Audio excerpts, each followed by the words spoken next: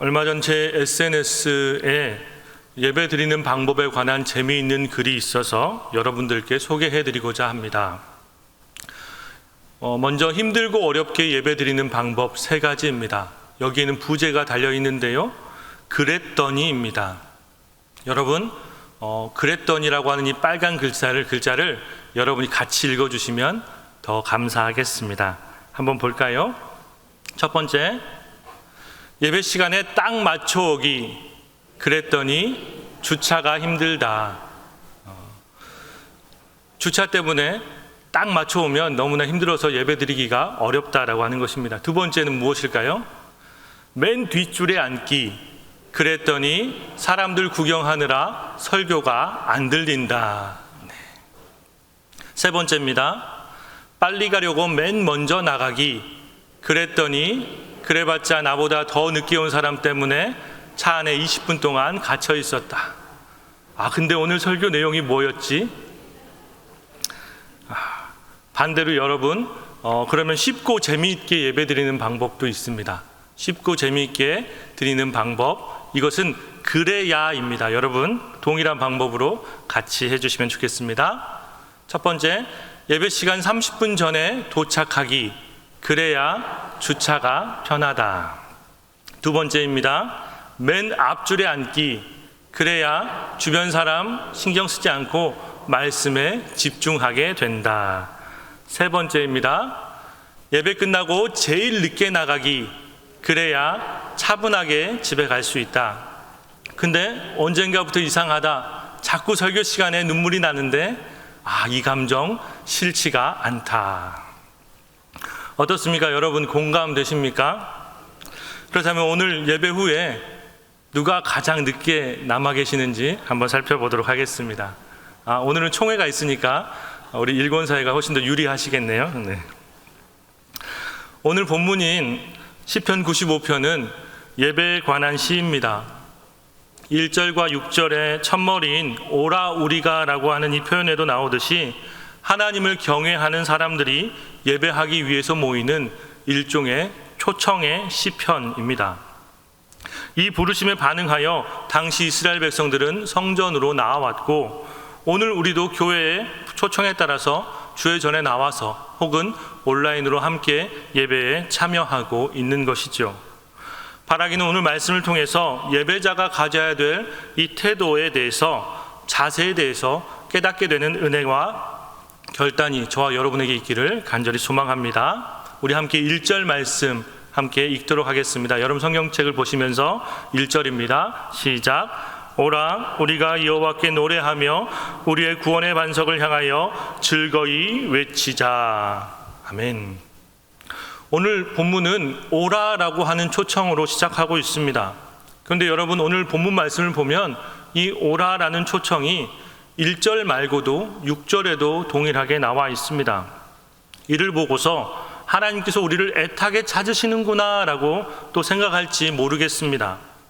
그런데 이 오라라고 하는 단어 속에는 우리가 생각하는 것보다 더 많은, 더 깊은 의미가 담겨져 있습니다. 하나님은 누구를 애타게 부르고 있는가 하는 것입니다. 하나님은 누군가를 애타게 찾고 계신다라고 하는 것이죠.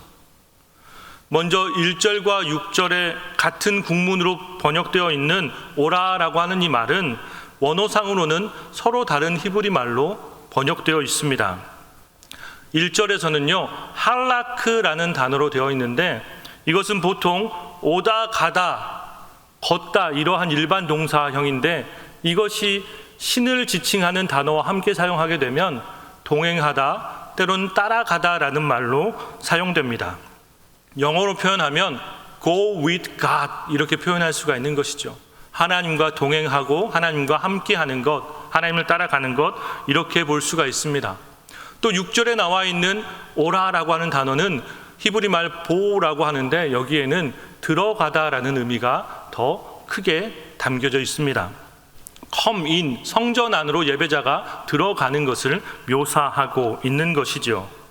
그래서 말 그대로 무릎 꿇고 굽혀서 하나님께 경배하는 것, 즉 경외하다라는 의미가 더 깊이 담겨져 있다라고 할 수가 있겠습니다. 즉 하나님께 나와서 예배하는 것은 여느 집회나 행사처럼 얼마나 많은 사람들이 모여 있는가가 중요한 것이 아닙니다. 100만이 모였느니 200만이 모였느니 하는 것이 결코 우리에게 중요한 것이 아니라는 것입니다. 또 얼마나 큰 규모에서 예배를 드렸느냐가 중요한 것이 아닙니다. 과연 어떤 사람들이 예배의 장소에 모여 있는가? 그 장소에 모여 있는 사람들이 정말로 하나님을 기뻐하고 경외하며 하나님을 예배하고 있는가? 이것이 훨씬 더 중요하다라고 하는 것입니다. 사랑하는 여러분, 오늘날 교회마다 예배의 형태가 제법 많이 바뀌어져 왔습니다. 어떤 교회에서는 구도자를 위한 열린 예배를 드리기도 하고요. 또 찬양이나 영화가 주가 되는 문화 예배를 드리기도 합니다. 어떤 곳은 설교를 토론 방식으로 바꾸어서 하는 그런 예배를 드리기도 하는 등 다양한 형식과 주제가 이름 붙여져서 시대적으로 많은 변화를 꾀하고 있습니다. 물론 여기에는 서로 간에 다 장단점이 있지요. 하지만 예배의 형태는 이렇게 다변화하지만 그 가운데 변하지 않아야 하는 가장 중요한 요소 한 가지는 우리 예배자는 하나님을 기뻐하고 경외해야 한다는 그러한 사실입니다. 사랑하는 여러분, 여러분에게는 하나님을 향한 기쁨과 경외가 있습니까? 우리가 언뜻 이 말을 생각해 보면 잘 이해가 안 가는 부분이 있습니다. 기쁨, 하나님을 기뻐하는 것 너무나 자연스럽고 당연한 일입니다. 그런데 경외라고 하는 것은 일종의 두려운 마음이잖아요. 기뻐하는 것과 두려움, 이 마음이 어떻게 함께 할 수 있을까? 쉽게 연결되지가 않습니다. 하지만 예배 안에서는 기쁨과 이 두려움, 경외하는 마음이 함께 할 수 있습니다. 이것이 서로 다르지 않다라고 하는 것이에요. 여러분, 경외라고 하는 이 감정은 막연한 공포심을 나타내는 단어가 아닙니다. 우리가 알 수 없는 영역을 향한 존중과 공경을 담고 있는 그러한 단어입니다. 예를 들어서 우리가 천지창조를 생각해 봅시다. 이 천지창조를 생각해 볼 때에 우리는 기뻐할 수 있습니다. 하나님께서 이 우주 만물을 창조하셨고 그 가운데 가장 중요한 우리를 주님의 형상을 닮도록 해서 만들어 주셨습니다. 우리는 이 사실 하나만으로 얼마나 기뻐할 수 있습니까? 우리가 사시사철 바깥을 나아가 보면 정말 높고 아름다운 하늘, 또 아름다운 꽃들, 이 모든 풍광들을 바라보면서 우리 창조주 하나님에 대해서 찬양하고 기뻐하며 감사할 수 있잖아요. 그런데 우리가 기뻐한다고 해서 이 창조주 하나님의 이 창조 섭리를 다 이해할 수 있는 것은 아닙니다. 여러분, 이스라엘 백성이 또 가장 중요하게 생각하는 그들만의 역사적 사건이 있는데 그것이 무엇입니까? 바로 출애굽 사건입니다. 출애굽은 그들에게 마땅히 기뻐할 일입니다. 애굽의 압제와 그 억압 속에서 해방된 날이기 때문에 그렇습니다. 그런데 여러분, 그 출애굽의 모든 과정들을 다 이해하십니까? 10가지 재앙이라든지 홍해 바다를 가르는 사건이라든지 또 이스라엘 백성들이 가나안 땅으로 가기까지 불기둥과 구름기둥으로 인도해 준다라고 하는 그 사실까지, 그 모든 것, 만나와 메추라기 하는 것까지 우리가 이 모든 성경에 나와 있는 요소 하나하나를 다 이해할 수 있느냐 하는 것입니다. 그러한 요소들은 우리 이해 바깥에 있는 것입니다. 우리가 도저히 이해할 수 없는 영역들이죠. 그 가운데 가장 최고봉은 구원이라고 말할 수 있습니다. 우리 모두가 우리의 구원받은 사실에 기뻐할 수 있습니다. 하지만 이 십자가 사건이 어떻게 우리 삶 속에서 작용하면서 우리를 구원으로 인도하는가, 우리가 이 사실에 대해서는 알 수가 없습니다. 이것은 하나님의 신비의 영역에 속해 있기 때문에 그렇습니다. 우리가 이해할 수 없지만, 우리가 다 알 수 없지만 이것을 기뻐할 수 있는 것, 이것이 바로 경외라고 이야기할 수 있습니다. 나는 다 이해할 수 없고 감히 짐작조차도 할 수 없지만 그럼에도 불구하고 우리를 인도하시는 그 하나님의 경륜을 믿고 나아가는 것, 그 하나님을 믿고 의지하며 엎드려 경배하는 것, 이것이 바로 진정한 경외자의 모습이다라고 하는 것입니다.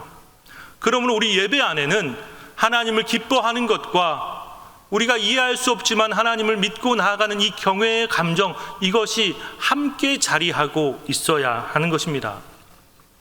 여러분, 그렇다면 이 경배와 경외가 서로 만나는 지점이 예배 안에 어디일까요? 그것은 바로 말씀이라고 생각합니다.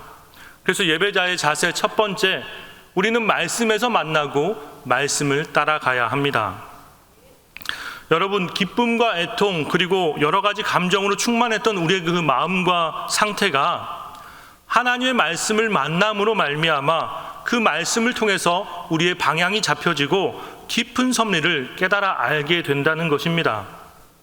그러므로 우리의 예배는 하나님의 말씀으로 말미암아 온전하여진다라고 말할 수 있겠습니다.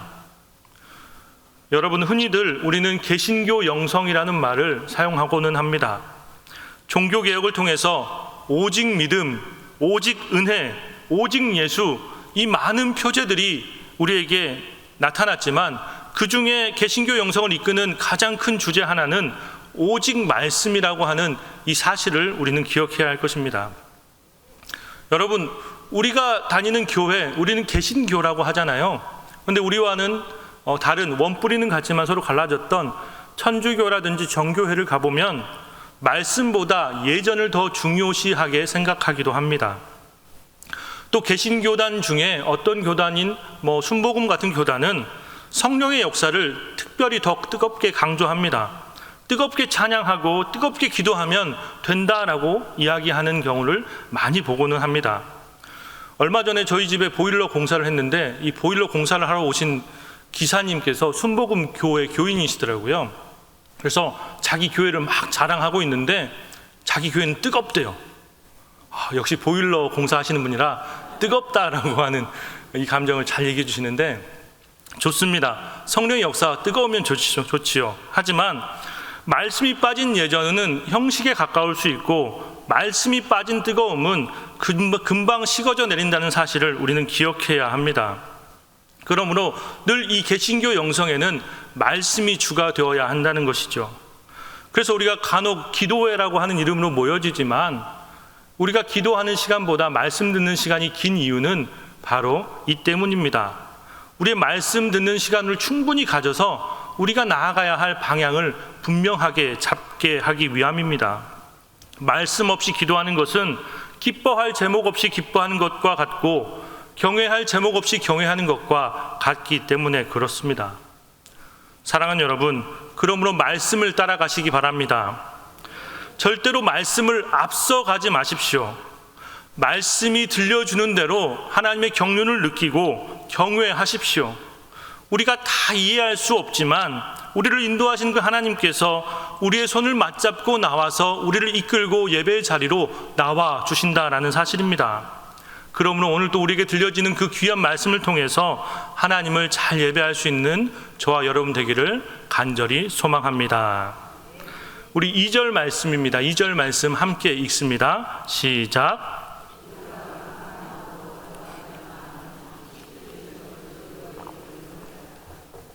아멘. 예배자의 자세 두 번째는요, 감사해야 합니다. 감사할 수 있는 마음이 우리에게 있어야 한다는 것이죠. 여기에서 사용되는 나아가다라고 하는 단어가 히브리어 카담이라는 단어로 사용되는데요. 이 나아가다라는 이 카담이라는 단어는 또 다른 뜻으로 서두르다라는 뜻을 담고 있습니다. 즉 나아가는데 그냥 나아가는 것이 아니라 급히 서두른 마음 가지고 나아가야 한다는 것이죠. 예배의 자리로 나아가는데 우리 마음이 서둘러야 한다는 것입니다. 자꾸 뭔가 쫓기듯이 급한 마음으로 나아가야 한다는 것이에요. 여러분, 역설적으로 이것은 많은 사람들이 예배의 자리에 나오는데 서두르지 않고 느긋한 마음으로 나오기 때문에 더 서둘러 나가라고 이야기를 하고 있는 것입니다. 많은 사람들이 예배에 나오면서 감사를 더디하고 즐거워하는 일을 자꾸만 미뤄두고 있다라는 사실입니다. 예배 장소에 나오는데 그 마음과 생각 가운데에 우리가 차 시간이 늦어서 막 서둘러야 되고 막 자꾸 재촉하고 이런 것이 아니라 우리의 마음과 생각이 하나님 만나고 하나님 말씀 듣는 것에 더욱더 서두르는 마음이 있어야 하는데 너무나 인양전양 다 느긋한 마음 가운데에 나온다라고 하는 것이죠. 왜 그렇게 하는가? 그들 가운데 하나님을 향한 감사의 거리가 없기 때문에 그렇습니다. 하나님이 나에게 어떠한 일을 해주셨는가, 하나님의 은혜가 무엇인가에 대해서 그 말씀의 은혜가 없기 때문에 그렇습니다. 그들은 쉽게 감사할 거리가 없다라고 이야기를 합니다. 하나님께서 나에게 해준 것이 무엇인가, 내가 로또에 당첨되기를 했는가, 승진을 했는가, 아니면 내가 집을 샀는가, 나에게 감사할 거리가 아무것도 없다라고 이야기를 합니다. 그런데 여러분, 이 모든 것들은요, 특별한 것입니다. 여러분, 아무나 로또 당첨되는 것 아니죠? 아무나 승진하는 것 아닙니다. 집을 어디 구멍가게 가서 이렇게 편의점에서 뭐 사 먹듯이 그렇게 집을 살 수 있는 것 아니지 않습니까? 이 모든 것은 특별한 일입니다. 그런데 우리는 이 특별한 일들이 있어야지만 감사하다라고 생각을 하는 것이죠. 그런데 여러분, 우리 인생은요, 이 특별한 일들로 채워지는 것이 아니라 평범하고 아주 보편적인 일상으로 채워져 있다는 사실을 기억하시기 바랍니다. 생각해 보면요, 아침에 자고 깨는 것도 감사한 일입니다. 따뜻하게 내려쬐는 한 줌의 햇볕도 감사한 것이고, 시원한 바람도 감사입니다. 우리가 사랑하는 사람이 지금 함께 안녕한 아침을 맞는 것도 감사한 일이고, 오늘 함께 이 예배 자리에 나와서 같이 교제할 수 있는 것 또한 감사의 제목입니다. 이 모든 것이 우리에게 하나님의 은혜라고 하는 것이죠. 이런 것들을 생각할 때에 우리에게 감사의 이유는 넘쳐난다라고 하는 것입니다. 사랑하는 여러분, 오늘도 그러므로 예배 자리에 나와서 이 감사의 거리를 함께 풍성하게 고백할 수 있는 저와 여러분 되기를 간절히 소망합니다. 감사가 없다는 사람과 또 이 감사하는 사람은 하늘과 땅 차이입니다. 그러므로 우리가 의지적으로라도 감사해야 하는 것이죠. 나에게 당장 기쁜 일이 있어서 어떤 특별한 일이 생겨서 감사를 찾는 것이 아니라 나의 일상 속에서 우리는 얼마든지 감사의 일들을 찾아낼 수가 있습니다. 하나님 말씀을 내 앞에 세우면 우리는 감사할 수 있습니다. 하지만 내 생각을 말씀보다 앞세우면요, 우리는 불평만 나오게 되어 있는 것이죠. 지금 당장 내 생각이 아직 열리지 않았는데, 지금 내 마음이 편하지 않은데 무슨 감사인가, 이렇게 말할 수 있습니다. 하지만 그럴 때는 이렇게 한번 생각해 보십시오. 말씀이 먼저인가, 내 기분이 먼저인가, 내 상황이 먼저인가, 하나님의 음성이 먼저인가, 감사하기로 의지적으로라도 결단하고 나아갈 수 있는 저와 여러분 되기를 간절히 소망합니다. 뒤 이어지는 3절에서 5절까지의 말씀은요, 말 그대로 찬양의 이유에 대해서 함께 선포하고 있습니다. 우리 같이 읽어볼까요? 3절에서 5절까지 말씀입니다. 시작. 여호와는 크신 하나님이시요 모든 신들보다 크신 왕이시기 때문이로다. 땅의 깊은 곳이 그의 손 안에 있으며 산들의 높은 곳도 그의 것이로다. 바다도 그의 것이라 그가 만드셨고 육지도 그의 손이 지으셨도다. 아멘. 우리가 하나님을 예배하며 찬양하며 기뻐하는 이유는 모든 신들보다 우리 하나님께서 크신 하나님이시기 때문이다라고 고백하고 있습니다. 여러분, 출애굽 사건이 주변 나라들을 뒤흔들었던 이유는요, 이스라엘이 아주 작은 이 이스라엘이라고 하는 나라가 큰 나라 애굽을 전쟁을 통해서 이겼기 때문이다라는 것이 아닙니다. 당시 근동 지방에서는 이 전쟁을 사람 간의 전쟁이 아니라 신들 간의 싸움으로 여겼습니다. 그래서 출애굽할 때에 이 10가지 재앙은 단순한 기적의 사건을 나열하고 있는 것이 아니라 하나님께서 애굽의 신들을 하나씩 물리쳐 나가는 과정이라고 우리는 볼 수가 있습니다. 그래서 출애굽 사건은 하나님께서 애굽에 있는 모든 신들을 다 물리쳐 내시는 그러한 사건을 다루고 있는 것이죠. 이것은요, 주변에 있는 많은 나라들을 두렵고 떨게 만들었습니다. 사람의 강성함은 시간이 지나면 약해질 수 있고요, 전략을 잘 짜면 엎어질 수 있고요, 다른 변수들이 있지만 강력한 신이 나타난 것에 대해서는 어찌해 볼 도리가 없다라고 생각했기 때문에 그렇습니다. 그래서 주변의 많은 나라들은 크신 하나님의 그 등장을 통해서 많이 두려워 떨었다라고 하는 것이죠. 반대로 이스라엘 백성들은 어떻습니까? 그들의 크신 하나님을 높여 찬양할 수밖에 없었다라고 하는 것이죠. 이스라엘 백성들은 땅의 깊은 곳이나 산의 높은 곳들을 다닐 때에도 두려워하지 않습니다. 왜입니까? 크신 하나님께서 불기둥과 구름기둥으로 인도해 주시기 때문에 그렇습니다. 땅의 깊은 것도 산들의 높은 것도 바다도 육지도 모두가 다 하나님의 것이라는 사실입니다. 그러므로 그의 피조 세계 안에서 우리는 하나님을 기뻐 예배할 수 있다라고 하는 것이지요. 그 마음으로 나온 사람들이요, 6절에서 어떻게 고백하고 있습니까? 6절 다 함께 읽습니다. 시작. 오라, 우리가 굽혀 경배하며 우리를 지으신 여호와 앞에 무릎을 꿇자. 아멘. 그렇기 때문에 우리를 창조하신 하나님, 우리를 구원하신 그 하나님 앞에 우리는 무릎을 꿇어 경배할 수 있다는 사실입니다. 우리가 무엇으로 하나님을 기뻐합니까? 돈벼락으로 기뻐합니까? 성공해서입니까? 나에게 강인한 힘이 있어서입니까? 아니라는 사실이죠. 우리는 우리를 창조하신 그 하나님을 기억하며 출애굽 사건을 떠올릴 수 있습니다. 그 십자가 사건을 통해서 우리를 구원하신, 죄에서 우리를 끌어내신 그 하나님의 놀라우신 그 사건을 통해서 우리는 기뻐할 수가 있는 것입니다.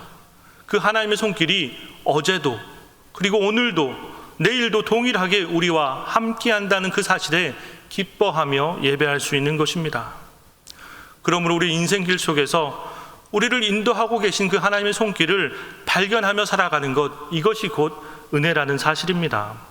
그러므로 매일매일 우리에게 당장에 특별한 일이 생겨나지 않는다 할지라도 감사하며 감사의 거리들을 찾아나가며 의지적으로라도 감사하며 살아가는 저와 여러분 되기를 간절히 소망합니다. 마지막 세 번째 예배의 자세입니다. 마지막 세 번째는요, 경청해야 합니다. 여기에는 부제가 있는데요, 실패를 통해서 배운다라는 사실입니다.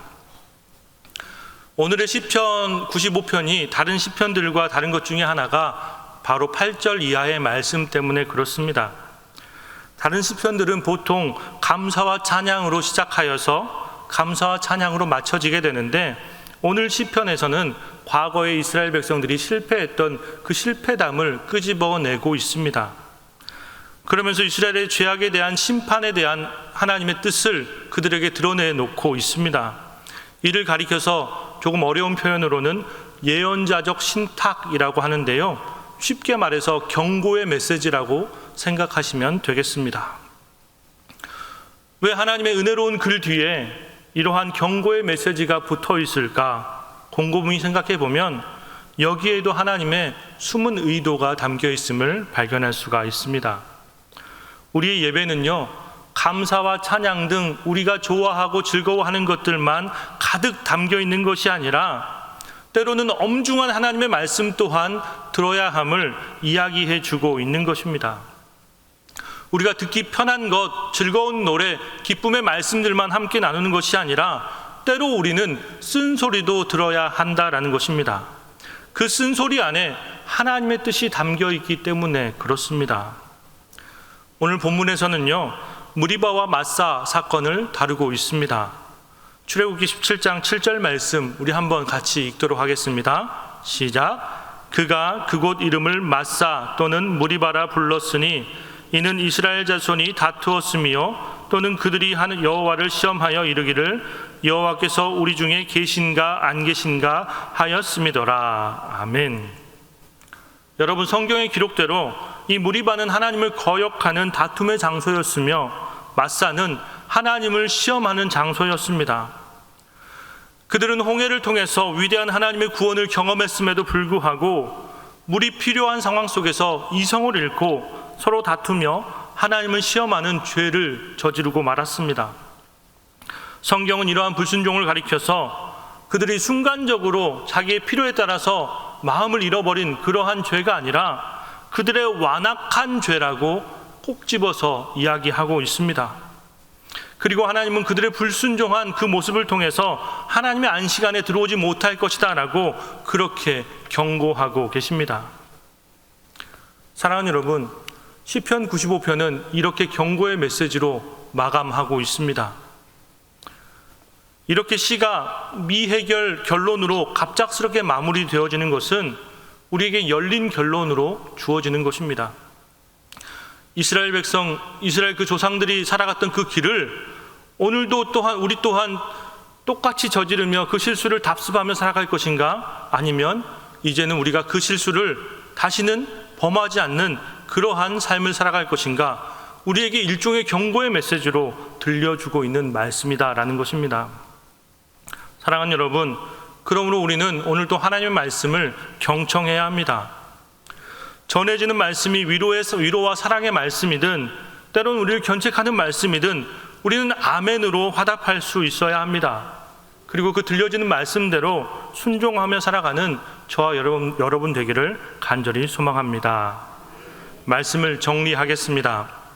예배의 자리는 하나님을 기뻐하고 경외하는 자들이 즐거이 나아가는 자리입니다. 우리 모두는 그 부르심 가운데 순종하며 나아왔습니다. 예배의 규모가 크고 얼마나 많은 인원이 모였느냐가 중요한 것이 아니라 이 모여진 사람들의 마음이 어떠한 사람들인가, 어떤 마음으로 모였느냐가 훨씬 더 중요합니다. 그러므로 감사함으로 예배합시다. 말씀을 듣고 말씀 속에서 경외감을 느끼고 말씀이 이끄는 대로 살아가는 저와 여러분 되기를 소망합니다. 이 예배는 단순히 우리의 감정의 전환, 때로는 우리가 위로받는 그런 자리가 아닙니다. 하나님 앞에서 예배자인 우리의 삶을 철저히 숙고하며 되돌아보는 그러한 자리입니다.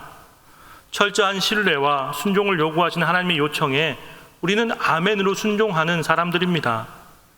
그러기에 예배자는 때로 냉정하게 응대하시는 하나님의 책망의 소리에도 귀를 기울여야 합니다. 어쩌면 그 책망의 말씀이 깨달아질 때에 비로소 온전한 예배를 드렸다라고 말할 수 있을 것입니다. 그러므로 우리 모두가 진정한 예배자로 서기를 소원합니다. 기도하겠습니다.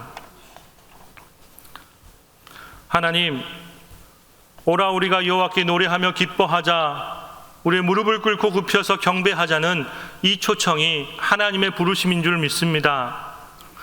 우리가 이 부르심을 따라서 하나님 앞으로 나아왔지만 실상 우리들의 마음은 여전히 세상 속의 풍성한 것들, 또 빛나고 높은 것들, 보암직하고 탐스러운 것들을 찾아 헤매고 있지는 않는지 되돌아보게 하여 주옵소서. 하나님, 우리를 지으신 창조주 하나님, 그리고 우리를 구원하신 구주 예수님을 오늘도 기뻐하며 감사하는 삶을 살게 하옵소서. 매일매일의 삶이 힘들더라도 하나님 말씀을 의지하며 승리하는 삶을 살아가게 하여 주옵소서. 하나님, 주의 말씀을 청종하기를 원합니다. 들려지는 말씀을 따라 말씀이 이끄는 대로 살아가기를 원하오니 순종하는 마음을 더해 주옵소서.